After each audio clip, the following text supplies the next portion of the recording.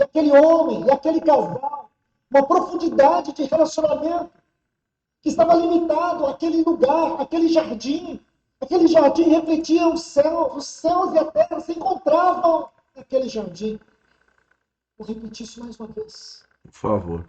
Irmãos, Deus é estritamente relacional. Vou te falar isso, ele não é um Deus impassível. Ele nunca teve a intenção, ao criar o homem, de ser um Deus distante. Senhores, Deus é um ser relacional. Você imagina a tristeza que ele tem em não se relacionar com a sua própria criatura? Pelos meus estudos, são 95% das pessoas que não nasceram de novo, portanto, não tem relacionamento com Deus, não é filho de Deus.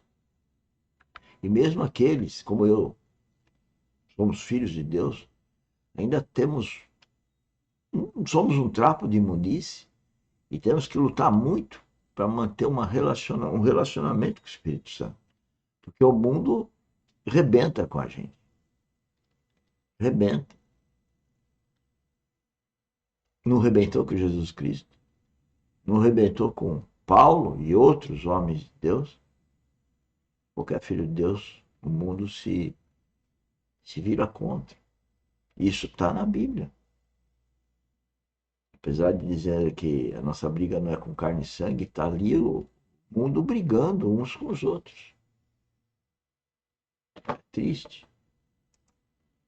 Ele nunca teve a intenção de criar o homem e deixá-lo à deriva da terra. Quando Deus criou o homem, ele colocou naquele jardim que era o jardim dele. Era o jardim dele. Era o prazer dele. Aquele não era o jardim de Lúcifer. Era o jardim onde Lúcifer estava, mas aquele era o jardim de Deus. Lúcifer foi tirado do jardim, mas o jardim permaneceu. Porque é o jardim dele, é o lugar da sua presença, é o lugar da sua comunhão, é o lugar do seu prazer. Foi isso que o pecado destruiu. O pecado destruiu o lugar onde Deus criou para ser o prazer dele no relacionamento, onde ele pudesse mostrar sua face, seu amor, onde ele pudesse se revelar. Por que Deus daria a sua voz para Adão? Será que Deus daria a sua voz para Adão na virada do dia, só para o mero entretenimento? Não. Aquela voz, ela nunca se calou. E quando você procura essa voz, essa palavra, você vai ver que essa é a voz que fala, é a voz que cura, é a voz que restaura, é a voz que abraça. É a voz que entrou nas profundezas do abismo onde nós estávamos e nos resgatou. Essa voz se tornou no livro de João o Logos de Deus. O Logos de Deus. Esse Logos, a palavra, o verbo, a palavra do jardim, o Logos. Irmãos, quando você estuda a palavra Logos, você precisa ir 400 anos antes de Cristo e você vai conhecer a história de Heráclito e de Hermes. Foi esse filósofo, que também era astrônomo, que pela primeira vez usou a palavra Logos para poder dizer que havia uma mente, havia uma razão que estava por detrás do universo. Que não fazia sentido o universo existir à deriva.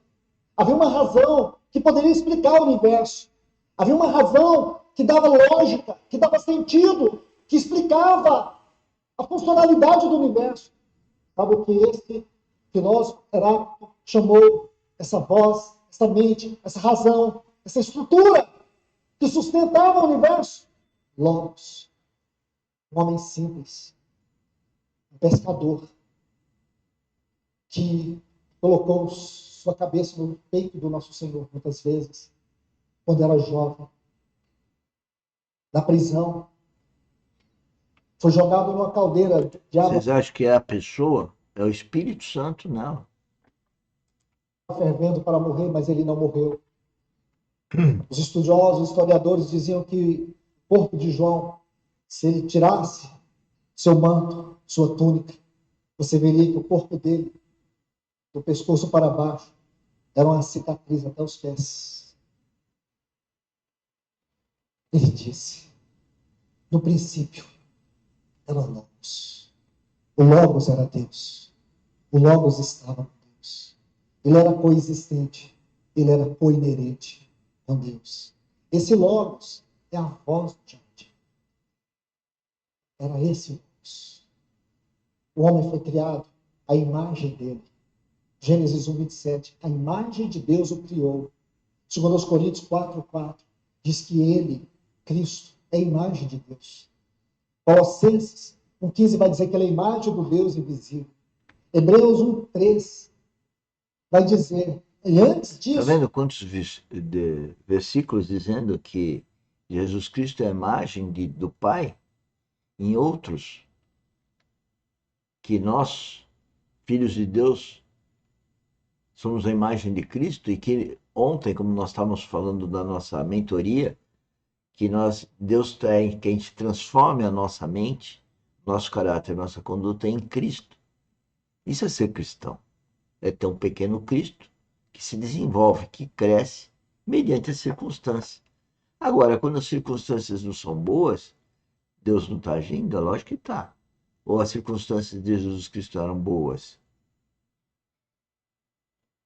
É a religião que pôs na nossa cabeça que as coisas têm que ficar boas aqui nesse plano. Se não foi para Cristo, se você é cristão, você acha que para você vai ser, para Cristo não foi. Para o discípulo Paulo não foi, para Pedro não foi. Agora para você, para nós, aí tem que ser bom, tem que ser legal, tem que ser curtir a vida. Isso é coisa do inimigo, isso é coisa do mundo, que jaz no maligno e que nos ilude com uma coisa efêmera para Deus. E a gente acredita, e a gente não quer perder esses vícios desses afetos do mundo. Reflitam sobre isso. Nós estamos alertando.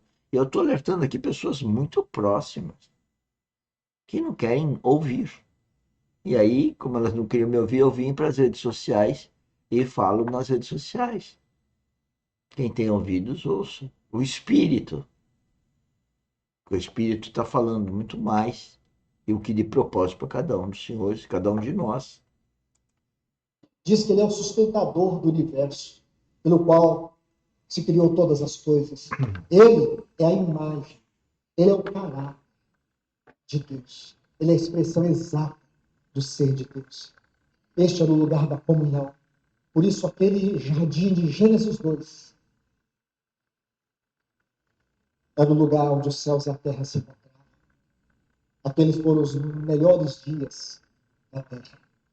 Mas um dia, irmãos, Adão não cuidou do jardim, a serpente entrou, os enganou, e eles perderam o jardim. A história seguinte, todos nós sabemos, é uma história triste. Alguns chegam a dizer que Gênesis capítulo 3 é o capítulo mais triste da Bíblia. Ele não é. Ele não é. Eu sei que não foi baseado nisso, mas uma das lindas declarações de Jó é: eu sei que o meu Redentor vive. Talvez seja esta frase que cabe muito bem aqui em Gênesis 3. Sim, nós temos a queda. Nós temos a queda. Nós temos agora Satanás estabelecendo o seu reino. Mas Satanás não tomou o jardim. Satanás só fez com que o homem fosse expulso do jardim. O jardim de Deus ninguém toma. Então o homem foi expulso do jardim. Ah, irmãos. E a grande pergunta é: onde está o jardim de Deus? Deus fez algo muito maior. Deus fez algo muito mais sublime. Deus fez algo muito glorioso. Eu quero te mostrar algo muito especial. Porque isso são apenas cenas. Então nós temos essa primeira cena, a história, a doutrina do jardim. Na segunda cena, esses dois versículos 12 e 16 do capítulo 4, do livro de Cântico dos Cânticos, que é o propósito eterno de Deus em relação a esse jardim. Então vamos para uma terceira. Nessa terceira cena eu quero ler dois textos. João capítulo 18, versículo 1.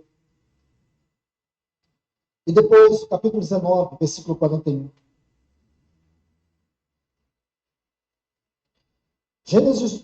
João 18, perdoe. João 18, Evangelho de João, capítulo 18, versículo 1.